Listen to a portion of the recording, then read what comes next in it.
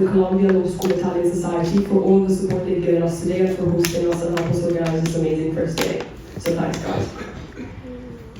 I think for all of us students, this panel, especially for those that are passionate about international relations, is especially interesting. We live in a moment in which war, democratic values, and geopolitical uncertainty are reshaping the global order. This conversation, in fact, invites us to reflect on the evolving meaning of diplomacy, both as a professional and as a principle. What does it mean to even be a diplomat today? How do we safeguard alliances, values, and cooperation when some of the frameworks are changing, are new, or are they even changing? So to help us unpack these questions, we are joined by an exceptional group of speakers. Ambassador Maurizio Massari, Italy's permanent representative to the United Nations, brings over 4 decades of diplomatic experience across some of the world's most complex regions and institutions. In dialogue with him are Professor Nadia Binati, a renowned political theorist whose scholarship on democracy, representation, and populism has shaped global academic and civic conversations. Paolo Messa, a seasoned expert in geostrategic affairs, media, and diplomacy with a unique perspective bridging public and private spheres. Moderating today's conversation is our fantastic Maricano Pateo, who will be moderating the second panel of the day, who, as we all by now know, is one of Italy's most respected journalists and long-time US correspondent, as well as the president of J. Please join me in welcoming our moderators and panelists for what promises to be a timely and very thought-provoking exchange.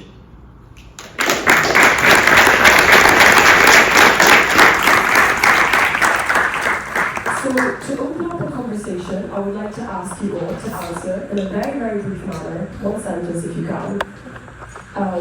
Today we see many public figures that are embracing a much more direct type of communication. In that context, the value of diplomacy, both in international relations and everyday life, can feel different and new. So in just one sentence, what does it mean for you to be diplomatic today, not just as a professional skill, but as a way of leading, working, and relating to others? And what advice would you give to all of the young people following us online and in the room here today, trying to balance sincerity with diplomacy? Thank you very much, and good afternoon to everyone. I think that what does it mean diplomacy today to be a diplomat? I think diplomacy has not lost its value, not at all. Actually, the more complex, interdependent the world gets, the more diplomacy is necessary. I think what it changes is the communication dimension. I think it's important for diplomats today not only to work behind the scenes, but also to make themselves understood also publicly, in a very synthetic way. Angelica, thank you. And first of all, I would like to thank the organizers of this. It's been an extraordinary event so far, and lots of people, and I know what kind of work it goes into it.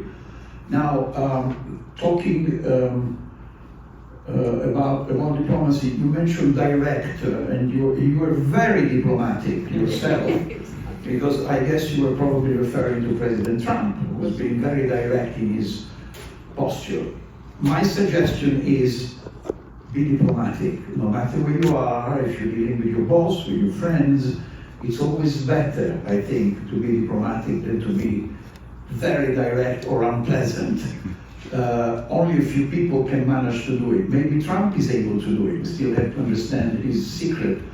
But I think that diplomacy is much better than being abruptly direct, as some today, without mentioning names, are.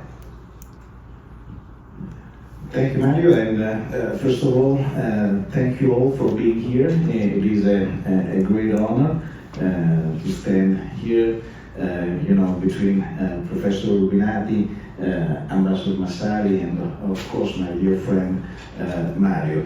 So diplomacy it is not only a state of mind, it is a very particular skill. So you have to study, you have to to learn by doing.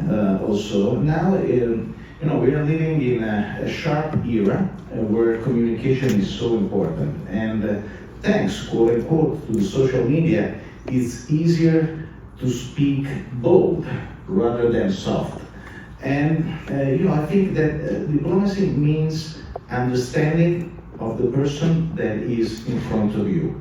So in the US, your diplomacy will be shaped in a way very different if you are in Africa or in another region or country. So it is always very important to understand the person that is in front of you. And I will say that next week, stay tuned, we're gonna see the first official meeting at the White House between the Prime Minister and President Trump.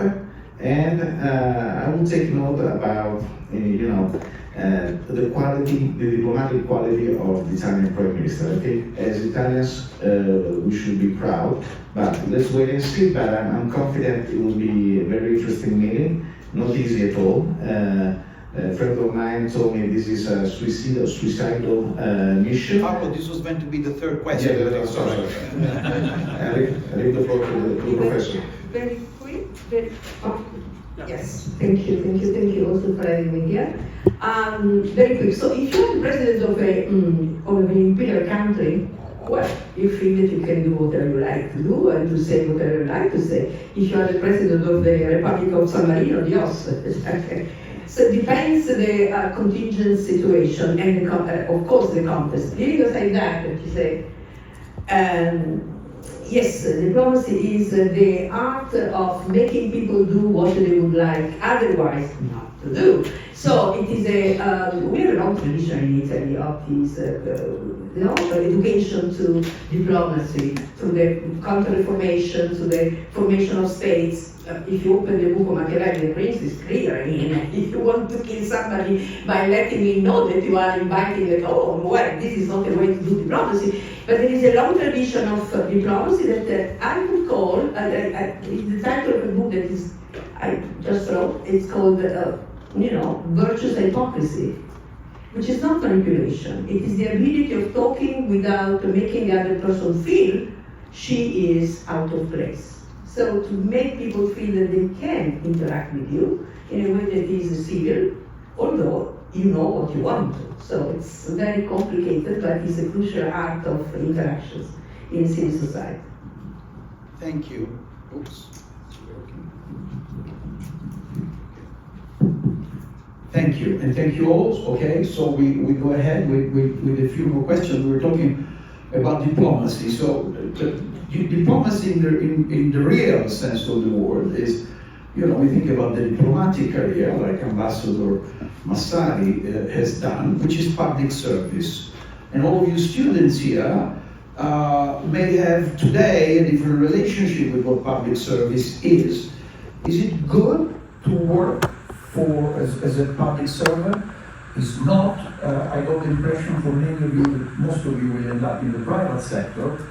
And I think that today, more than before, to really bring some contribution to the public sector and to work in public service is very important. So in order to encourage some of you in embracing some kind of public service career, I would like to start by asking Ambassador Massari, what was his first post as a young man, and how did he embrace the public service rather than the public? What was your degree on, Maurizio? Thank you, Mario. And it was to start the diplomatic career. In my case, was not a choice from the very beginning of my studies. It was just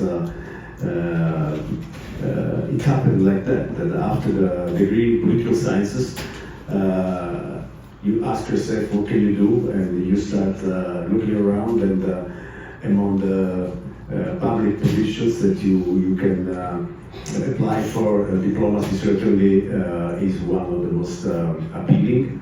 And so I applied for that. I prepared for the concorso, for the exam for 1 year, and I passed, and I became a diplomat. As simple as that. But it was not planned in my case from the childhood, from the boyhood. No, just by chance somehow that. So how old were you when you won the concourse? I were assigned.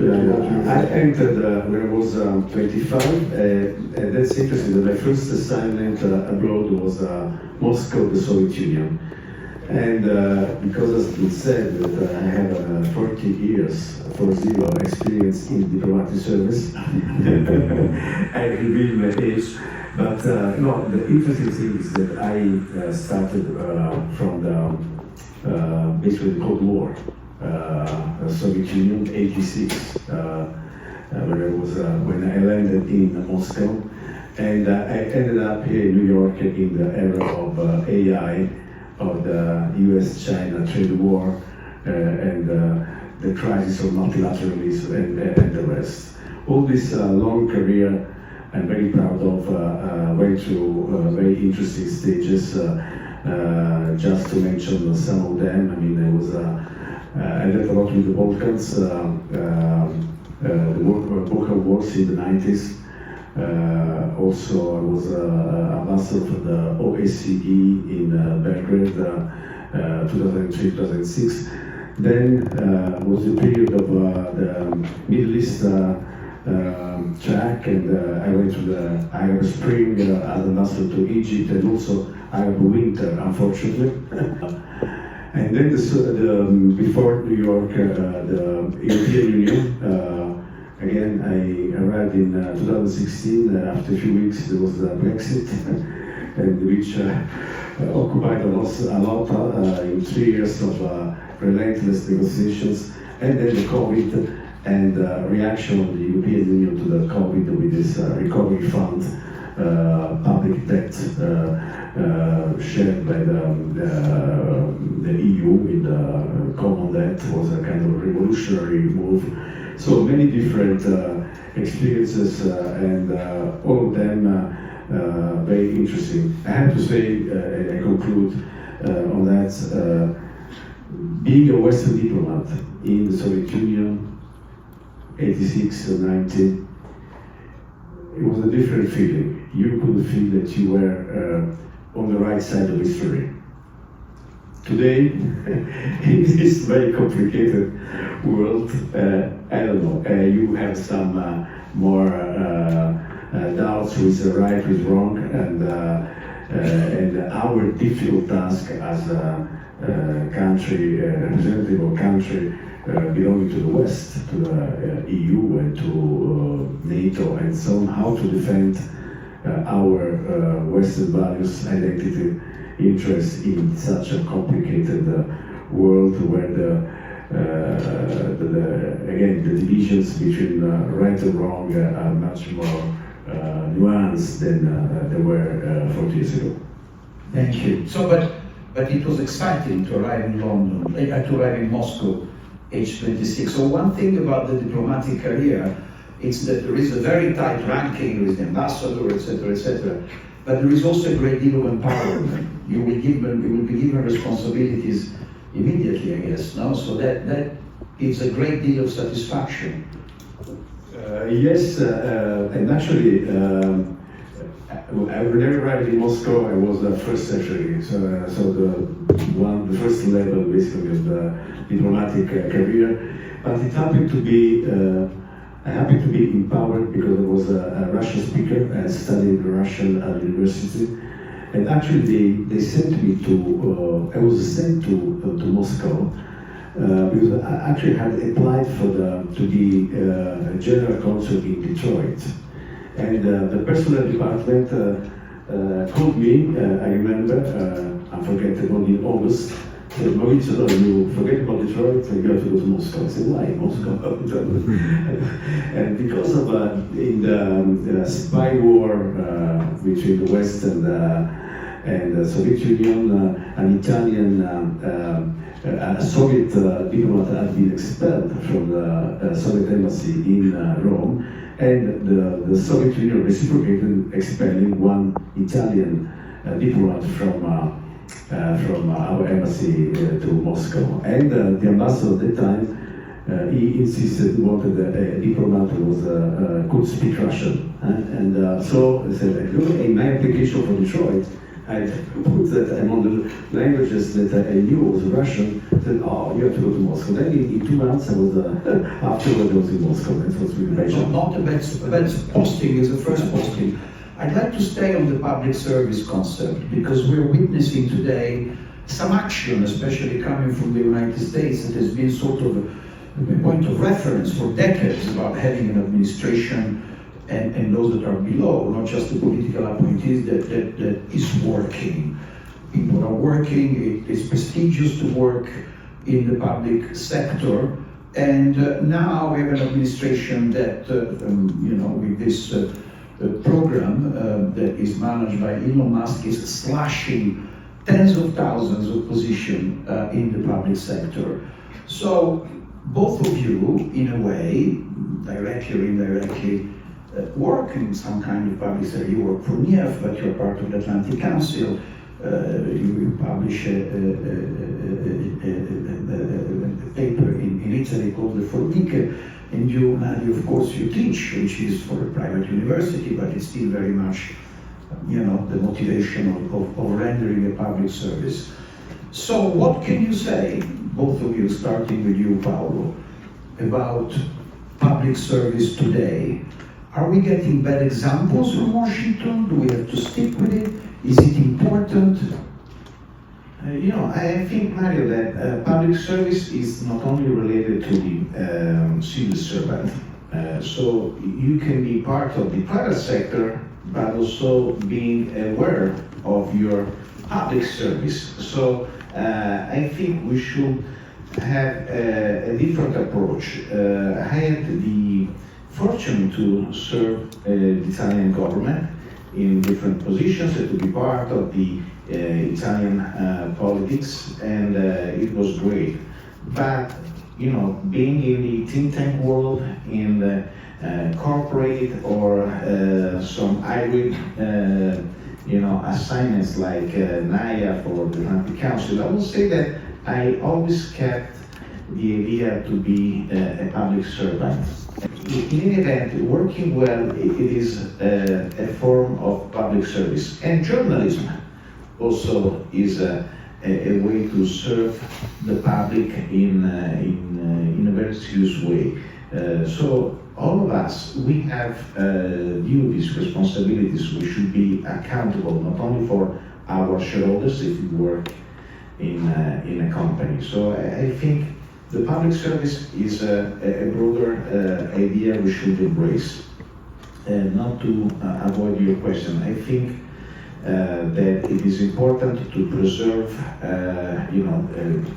the idea of civil service as something fundamental for any republic, including this one. About Doji, I'm always very cautious, not only for diplomacy reasons, but also because I think this administration is still at the very beginning, and there is the idea to have, less government, and so again, you can like or dislike, and we already seen some results in the recent elections in Wisconsin for the election of the judge, in Florida 2 seats, and we're going to have other elections. So I think at the end of the day, the electors have the last word, and we're going to always, hear from them. Thank you. Thank you. Nadia, you're an expert on democracy, so what is your reaction to what is being done now in Washington, and how important it is for a working democracy to have a solid public servant system? Can you give us your feedback? Service of public in this sense means a function. It's the function that defines the role. So the function of taking care of the interests of the American citizens or the Italian citizens, it's something that has to do with the relationship between states and administrations and the citizens. So the function defines the public, and you said the function.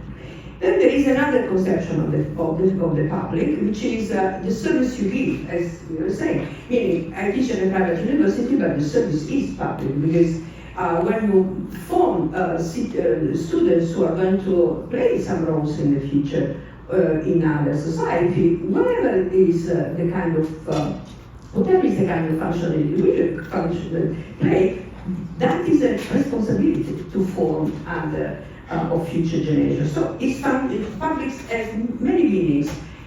Here in this university, a great theorist of democracy, now we forgot about him, John Dewey, told many years ago, and his book about the public and his function is very important still today. So, the public has to do with state-public relations of power and also relations between and inside institutions. Okay. Even an administration like this one, in which they want to privatize, to cancel, to eliminate, to slim the government, they use public intervention to do so. So there is the public to narrow the public. So the question to be asked in my view, thus, is more than that. It's simply what is now, today, meaning in the States but not only, the conception of the sovereign states. How much relevant and expanded or thick is the conception of the sovereign state? Because it seems to me that more than the public, it is precisely the erosion of the conception of the sovereign state that we see today. Because when you have a doji doing the job that an administration should do by itself, it can lead the government through the government. But if you have a private actors doing the job, it means that there is a fight over where sovereignty should be. Should be in Silicon Valley or should be in Washington. This is a real issue today. So in my view, it is global, it's not simply the States. It has to do with the tension between different forces, one very global, which is the financial market and whatever, or the, if you want, the oligo-capitalistic society, and the other one which is still inside of borders, states. And thus the fight of sovereignty can be a real topic for young students who want to understand the future. Within this domain, the public is going to change.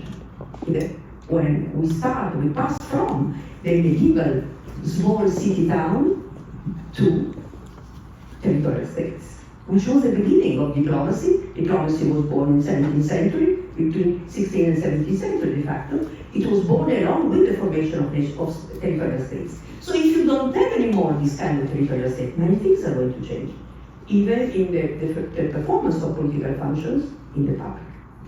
Let me follow up on that, because we were talking about America, but it would be interesting to briefly address what's happening in Italy. Many people complain about red tape, about the public administration that doesn't work. In your opinion, something like Doge would be useful to have in Italy to shake things up and to make things happening a little faster, or not? We have to resign ourselves to a bureaucracy that is more of an obstacle. The democratic state is a conquest that goes back until the 17th century up. You know? The democratic state is like a skeleton. So if you want to cut my legs, do that. Then you have to give me a support, because I cannot live without my legs. So if you cut too much, you destroy the very possibility of doing even the most minor things. So it is dysfunctional. It is dysfunctional to have a doji cutting through without any logic, simply by looking for, I don't know what we're looking, because nobody knows the criterion they used to. Because then, along with this sector, you cut down other sectors. So think about the cases of taxation, because today the question of taxes IRS is very important. IRS is very important today. No, until last year, we used to have the return of, if we were in credit with the states, the return of our check in 20 days. I doubt this year can be the case. So if you cut in this irrational or simply, whimsical way, I don't know, you produce inefficiency. You don't help. So the cut, the slim, should be connected to the way of doing things better, more functionally, not worse and more dysfunctionally. Thank you. Let's move back to diplomacy, and let's jump from the beginning of your career in Moscow to something that I think must have been incredibly interesting very recently, at the height of your career as permanent representative of Italy in the United Nations, at a time where tensions are rising, where conflicts are happening directly in Europe. So for the first time, there was a moment recently at the UN, on the occasion of the 3rd anniversary of the war in the Ukraine, where a certain resolution had to be passed, and the leadership of this resolution in support of the Ukraine has always been under the leadership of the US, and many other countries, including European countries and so forth, were part of it. For the first time, the US abstained or was out of it, and it rested on Europe, the responsibility of preparing this resolution. Can you give us some behind-the-scene stories about what happened back then, how tense the situation was? I mean, all of a sudden, the panorama changed dramatically. Yeah, this was definitely a kind of turning point that the resolution of Ukraine that was tabled by the United States in February on the occasion of the third anniversary of the invasion. And for the first time, basically the United States tabled a very short resolution in which there was no reference to aggressor and victim, no reference to violation of the UN Charter, and so on. Just a very generic, short text saying that dialogue should be restarted to bring a solution to the conflict. And of course, this was a change, a drastic change compared to the political posture that the EU and the US had taken until then, since February 2022. What happened that in the Security Council, this resolution was voted together with a yes vote by United States, China, and Russia, which was something really unusual. Whereas the European permanent members, the UK and France, abstained, and also the other non-permanent members from the European Union abstained. Certainly, it was we were taken aback. The European Union, through France, tried to table some amendments to this resolution. But this did not pass for the veto, of course, of Russia. Before getting to this point, Europe, through France, because it's a EU member, permanent member in the Security Council, they tried to improve the American text. And surprisingly enough, there was a kind of a wall. Refusal from the US that they did not want to amend a text in a direction that would get a negative Russian reaction. So this was really, we were really lost at that point. And, but this is what happened. Now, having said that, so there was definitely a decoupling, transatlantic decoupling. There's no doubt about that. Having said that, I think that the initiative to start negotiations with Russia, taken by the Trump administration, I think it is a right thing, a good thing, because this conflict was going nowhere. To be honest, we in 3 years with the previous US administration, we were in a situation with no exit strategy, not endgame, and. Of course, there could not be any military victory on either side, so we should find a political solution. But the method chosen by the Trump administration was something that took Europe by surprise, and also the fact that we have been sidelined in these negotiations. We are not part of these negotiations. We are only indirectly briefed about any round of talks. But we believe that Europe should sit at the table, because Europe has paid a high price for this war, even higher than the United States, honestly. And if you want to find a solution also with kind of scaling down the sanctions against Russia, which will be part of any package in the future, you need to have EU at the table, because the EU has adopted the 11-12 package of sanctions. So Europe has to be there, and I think Europe should assert itself to claim a seat at the negotiating table. Yeah, let me follow up.